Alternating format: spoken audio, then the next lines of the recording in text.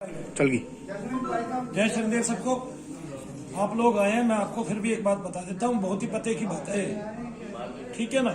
सारी बातें कभी भी संसार को एक बार में बतानी नहीं चाहिए, ना बताई जा सकती है इस तरह से। लेकिन जो अनुभव की बात है वो हमेशा बतानी चाहिए। सबसे पहले तो मैंने दीपदान की प्रक्रिया आपको समझाई है कि आपको दीपदान कैसे करना है, और दीपदान की महत्ता भी मैंने आपको बताई है, पूरे जगत को बताई है, जो लोगों ने करनी छोड़ दी थी।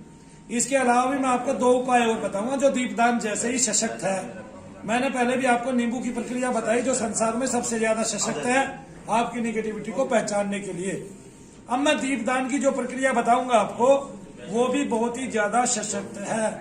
सबसे पहली बात तो हर बार आपने एक नया दीपक लेना है, वो मिट्टी का ही होना चाहिए, क्योंकि मिट्टी का दीपक हर बार आप नया बदल सकते हो। बाकी दीपक जो है वो आपको बहुत ज्यादा महंगे पड़ते हैं। इसके अलावा अब सर्दी बहुत ज्यादा है, घी जम जाता है, तो घी की बजाय तेल का या तिल के तेल का दीपक आप जला सकते हैं। जिस तेल से दीपक जलाया जा सकता है वो तेल यूज कर सकते हैं, और घी भी यूज कर सकते हैं, ताकि अगर आपने छोटा ही दीपक जलाना है। सबसे बड़ी बात, दीपक उतना लेना चाहिए जिसमें से आपको बाद में घी की और तेल की जरूरत पड़े तो वो भी आपकी पूर्ति हो जाए।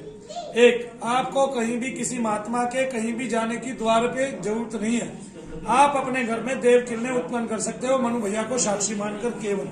ये मैं पूरे जगत के लिए बता देना चाहता हूँ कि पूरे जगत में कोई भी कहीं भी मुझे साक्षी मानेगा, उसके तेल का दीपक सीधा सीधा उसका देवता ग्रहण करेगा, चाहे वो देवता कोई भी हो, ठीक है। चाहे वो हिंदू हो, चाहे मुस्लिम हो, चाहे सिख हो, चाहे ईसाई हो। मुस्लिम इसको चिरागी बोलते हैं और चिराग के रूप में इसको जला सकते हैं अपने घर में। सबसे बड़ी बात, एक तो हम धागा बांधते हैं, उस धागे में भी नियति होती है। आपका प्रेत उसमें बनता नहीं है, आपके प्रेत को शांति मिलती है हमारे धागा बांधने से। हमारे यहाँ प्रेत को शांति ही दी जाती है और शांति के साथ ही काटा जाता है। आपने देखा है हमारे यहाँ बहुत सारे लोग खेलते नहीं है, वो इसलिए नहीं खेलते, हम सबको खिला सकते हैं। हम सबको एक भजन सुना के, अपना ही लिखा हुआ भजन सुना के, क्योंकि हमारी सोनोटेक से बहुत बड़ी कंपनी से क्या कहते हैं, बहुत सारे भजन जो है रिकॉर्डेड है। भाई ध्यान से सुने, शोर ना करे कोई भी, गेट बंद कर दे उनका। तो आपने एक दीप लेना है, हर बार एक नया दीप लेना है। आपने बोलना क्या है ये मैं बता देता हूँ। जिनको दीप की प्रक्रिया करके अभी तक लाभ नहीं हुआ है, उनको इसलिए लाभ नहीं होता है कि कुछों को बहुत सारी ताकतवर क्रियाएं होती हैं, लेकिन इससे आपको पहचान हो जाती है कि मेरी क्रिया ताकतवर है। मैंने बताया था अगर आपको ताकतवर प्रेत है और आपने दीप दान किया है तो वो प्रेत आपको खुजली बढ़ा देगा आपके शरीर में गर्मी उत्पन्न कर देगा, जलन उत्पन्न कर देगा, और ये उस प्रेत की काट होने लगती है, उस प्रेत को दबाव पड़ने लगता है।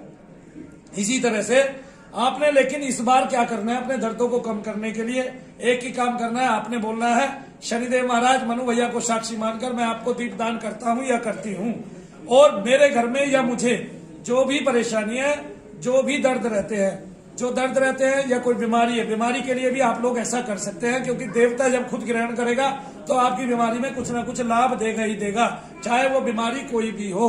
अगर कुछ लाभ नहीं देगा ऐसा हो नहीं सकता, ये भी मैं बता देता हूँ। आपके संकट को तो टाल ही देगा, एक बार आती हुई मुसीबत को बिल्कुल टाल देगा। तो उस दीपदान में जब आप ऐसा बोलेंगे कि मनु भैया को साक्षी मानकर मैं आपको दीपदान करता हूँ या करती हूँ, अब मेरी जो बीमारी है, जो लक्षण आपको शरीर में प्रतीत होते हैं, उसी लक्षण के बारे में उसको बताएं देवता को, कि जैसे माता जी है, माता जी को कमर में दर्द रहता है, मेरी कमर के दर्द के लिए, या मेरे शरीर में जो जो दर्द उत्पन्न होता है, अब वो जिससे भी उत्पन्न होता है ऐसे बोलना है। वो ग्रह से उत्पन्न होता है, मलिन प्रेत से उत्पन्न होता है, मलिन पितृ से उत्पन्न होता है, क्योंकि प्रेत ही पितृ है और पितृ ही प्रेत है। क्योंकि कोई भी मरा हुआ वो बिना किसी घर का है नहीं, उसको कोई ना कोई घर था, उसका कोई ना कोई कुल था, उसका कोई ना कोई परिवार था। बशर्ते ये है कि वो अपने परिवार को छोड़ के आपके अंदर आ गया। अब आपके अंदर से, आपके पास से आपका पितृ किसी और के यहाँ भी जा सकता है। इस तरह से पितृ ही प्रेत है, दूसरी कोई संज्ञा है नहीं इसके लिए। और जो मलिन है पितृ, जो साफ हो चुके हैं, वे जरूरी नहीं कि आपके स्थान पे रहे, वे तो कहीं भी घूमते फिरते रहते हैं। कभी गंगा जी जाते हैं, कभी कहीं जाते हैं, कभी कहीं जाते हैं, और स्थान पे भी दूध पानी जब आप चढ़ाते हो तो तुरंत आ जाते हैं, वहीं पर आके वो लेते हैं उस आहार को जो आप देते हो। ऐसा नहीं है कि उस आहार को वो ग्रहण नहीं करते, वो ग्रहण करते हैं बखूबी। ये सारी प्रक्रिया बहुत ही सूक्ष्म में होती है, लेकिन इसको करते करते एक बार ऐसा हो चुका था कि बहुत ही भारी मात्रा में लोग केवल इसी तरफ ध्यान देने लगे थे। इसलिए गुरु नानक को ये कहना पड़ा था, क्या कहते हैं, उसके किनारे खड़े होके, गंगा जी के किनारे खड़े होके, अगर जब जल यहाँ से सूर्य को दिया जा सकता है तो मैं यहाँ से अपने खेतों में पानी भी दे सकता हूँ। ठीक है ना। जब किसी की अधिकता हो जाती है किसी तत्व की, जैसे अभी प्रेत तत्व की अधिकता है संसार में, तो उसके लिए वही कार्य किया जाएगा जिससे आपके प्रेत घर में ही खत्म हो सके। तो आज मैं आपको एक उपाय बता रहा हूं, मेरे पास आने से पहले ये उपाय करेंगे आप, आपका खर्चा आधे से भी कम होगा। सभी ने करना है, कोई देश में हो विदेश में हो कहीं भी हो, अगर उसको पितृ संबंधी प्रेत संबंधी कोई भी बाधा है तो आपने केवल बोलना है, मनु भैया को साक्षी मानकर मैं आपको दीप दान करता हूँ, मेरे घर में कोई मलिन प्रेत है, मलिन पितृ है, मलिन देवी देवता है, उसका मेरे शरीर पर जो भी असर है उसको मुक्ति दीजिए, उसको शांति दीजिए। क्या बोलना है? मुक्ति दीजिए, उसको शांति दीजिए। मुक्ति और शांति के लिए प्रार्थना करनी है, ना कि मारण के लिए। अगर मारण के लिए प्रार्थना करेंगे तो आपका शरीर ऊपर जाएगा, उसको भगाने के लिए प्रार्थना करेंगे गलत तरीके से तो आपके शरीर में बहुत सारे दाफड़ हो जाएंगे और बहुत सारी फुंसियां हो जाएंगी और आपके शरीर में बहुत सारी स्किन की एलर्जीज हो जाएंगी, बहुत सारी डिजीज उत्पन्न हो जाएंगी। लेकिन जब आप उसकी मुक्ति और शांति के लिए करेंगे तो इससे आपको लाभ ही लाभ होगा, उत्पन्न होगा। अब क्या करना है? अब उसी तेल के दीपक में से आधे घंटे बाद वहां तक कोई नहीं जाना है, उस दीपक को छोड़ देना है। ये आपकी ज्योत का कमरा, आपका ज्योत का स्थान, पूजा का स्थल हो सकता है जहाँ पे आप दीप जलाएंगे। और अगर आपके पास पूजा का कोई स्थल नहीं है तो कमरे के बीच में भी आप दीप रख सकते हैं। आधे घंटे बाद जाएं, बोले, दो ऐसे तालियां बजाएं और ये मानना है कि आपके यहाँ देवता आया था, देवता का संसर्ग हुआ है, उसने अपना भोग लिया है, उसने आहार दीपक के रूप में लिया है। किसी भी आपके घर में एक बार में होने वाले हवन से बड़ी ये प्रक्रिया है। मैं आपको वचन देता हूँ इस बात का कि आपने अगर एक दीप दिया है तो ये समझिए 1000 हवन आपने कर लिए हैं केवल एक दीप दान देने से। साक्षी मानना इसलिए जरूरी है क्योंकि हमारा जो सूक्ष्म शरीर है वो तुरंत आपकी मदद करेगा। आपके दीपक को, आपके दीपक के भाग को कोई प्रेत खा ना पाए या कोई अन्य मलिन पितृ या मलिन देवी देवता उस दीपक के भाग को कोई ले ना ले। इसलिए हमें साक्षी मानना जरूरी है। और जब हमें साक्षी मानकर आप इस तरह करोगे, आपका दीप दान जो है वो तुरंत के तुरंत सीधे देवता को लगेगा।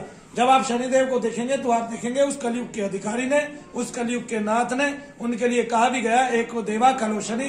इस कलयुग में उनकी अधिकारिकता बढ़ेगी और आप देखेंगे लोग घर पर ही बैठकर अपने प्रेत को काट लेंगे और उनको पुण्य का भागी बना देंगे, उनको स्वच्छ कर देंगे, सूक्ष्म कर देंगे। और इस तरह मेरे पास आने वाली जनता बेशक कम हो लेकिन वो सुखी हो अपने घर में और स्वस्थ हो, तो इस तरह से उनके प्रेत कट जाएंगे। फिर भी किसी का बहुत ज्यादा ताकतवर होगा तो वो मेरे पास आ सकता है और आने के बाद उसको यहाँ लाभ मिल जाएंगे।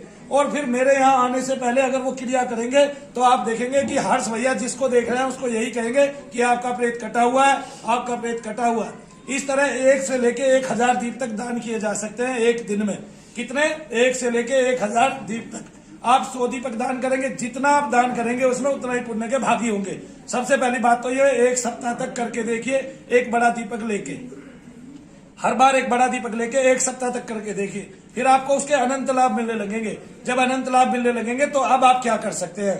अब आप घर में कोई खाली है, जॉब नहीं लग रही है, उसके लिए भी प्रार्थना कर सकते हैं कि मेरे इस बच्चे को कार्यशाली बनाइए, मेरे इस बच्चे को कार्यवाहक बनाइए, मेरे इस बच्चे पर कर्म कीजिए, मेरे इस बच्चे को काम दिलाइए। ऐसे इसके लिए भी आप जप कर सकते हैं। अपने घर की शांति के लिए कि हमारे घर में शांति उत्पन्न कीजिए, ये भी आप जप कर सकते हैं। और ये भी बोल सकते हैं उसमें दीप जलाने से के साथ साथ दीप जला के ही प्रार्थना करनी है। दीप जलाने से पहले प्रार्थना नहीं करनी है। पहले दीप जलाइए, फिर प्रार्थना कीजिए कि शनिदेव महाराज, मनु भैया को साक्षी मानकर मैं आपको दीप दान करता हूँ। अब दीप दान में आप अपने कार्य भी भगवान को सौंप सकते हैं, क्योंकि वो जब आप दान करेंगे पहले तो वो फौरन आपकी पुकार सुनेंगे, वो तरंग उसकी वहां तक पहुंच जाएगी और जैसे ही आप पुकार सुनाएंगे उस तक वो तरंग पहुंच जाएगी और उस तरंग के जरिए ही वो आपको छू लेगा, आपको देख लेगा, आपकी समस्या को जान लेगा। वैसे भी कोई भी समस्या, कोई भी निदान हमारे ईश्वर के बिना नहीं है। वो हमें कहीं भी बैठ के सुन रहा है, हमारी प्रत्येक क्रिया वो देख रहा है। कौन क्या कर रहा है ये भी उसने देखा है, कौन छली है, कौन प्रपंची है और कौन स्वस्थ है और कौन सरल है और कौन किस हृदय का है, ये सब उसको पहले से ही पता है। तो ईश्वर न्याय करेंगे, शनिदेव महाराज कृपा करेंगे आप सब पर, आपके परिवार पर, आपके घर पर और आपके कुल पर। फिर भी कोई भी व्यक्ति, मैं कहता हूं हिंदुस्तान में, अगर वो अपने पितरों से परेशान है और उनको मलिन पितर दुखी कर रहे हैं और वो पितर बंधन में है, तो आप ऐसा कह सकते हैं, शनिदेव महाराज मेरे पितर बंधन में है, उनको मुक्त कराइए। जितने दीप दान देंगे, अगर अगले ने खूब लाखों लाखों बलियां दी है आपके लिए, तो भी उसका एक सप्ताह के अंदर सारा चक्र टूट जाएगा। रोजाना एक बड़ा दीपक दान करें। शनिदेव महाराज को इस तरह साल में 365 होते हैं और 3 साल में 1000। जब तक 1000 दीप दान करोगे तो घर में हर तरह की स्वस्थता, हर तरह की खुशहाली और धन धनाढ्य से भरपूर होंगे। आपकी बहुत सारी इच्छाएं परिपूर्ण हो जाएंगी। जो घर शनिदेव महाराज को कलयुग में पूजेगा उसको अनेक रूप में सब प्रकार की संपत्तियां हासिल होगी। का वो धर्म, अर्थ, काम और मोक्ष की प्राप्ति होगी। तो इस तरह से आप शनिदेव महाराज को मानने लगे, इस तरह से केवल दीप दान देने लगे।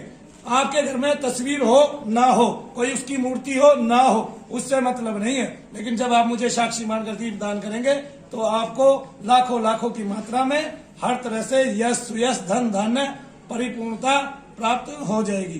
तो जितना आप दान करें उतना लाभ होगा। और कोई आदमी गहन रूप से बीमार है बहुत ज्यादा और वो हॉस्पिटल में है और क्या कहते हैं इमरजेंसी है, तो उसके लिए केवल एक दीप दान करा दें। अगर भगवान ने उसकी कोई लिखी होगी आगे गति तो बहुत अच्छी गति करेगा, एक बात। और दूसरा, उसको जाने से पहले अगर उसको प्रेतादिक की बाधा है उसको न्यूनतम करेगा, खत्म करेगा और उस आत्मा को जो है स्वच्छ करेगा। ये शनिदेव का वादा है।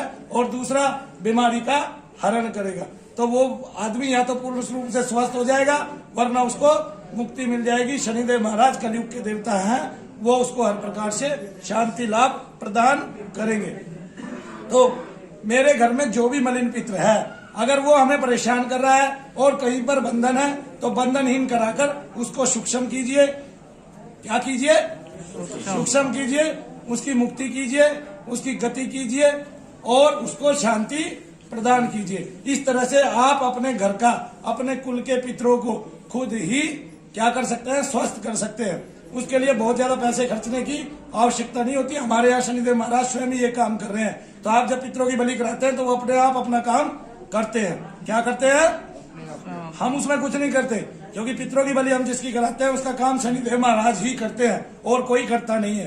तो जय शनिदेव भक्तों, मैंने जो बताया उसको सरलता से अपने घर पर कीजिए और उसके अमिट लाभ विश्वास के साथ आपको पूर्ण रूप से मिलेंगे। शनिदेव महाराज की जय। जय शनिदेव।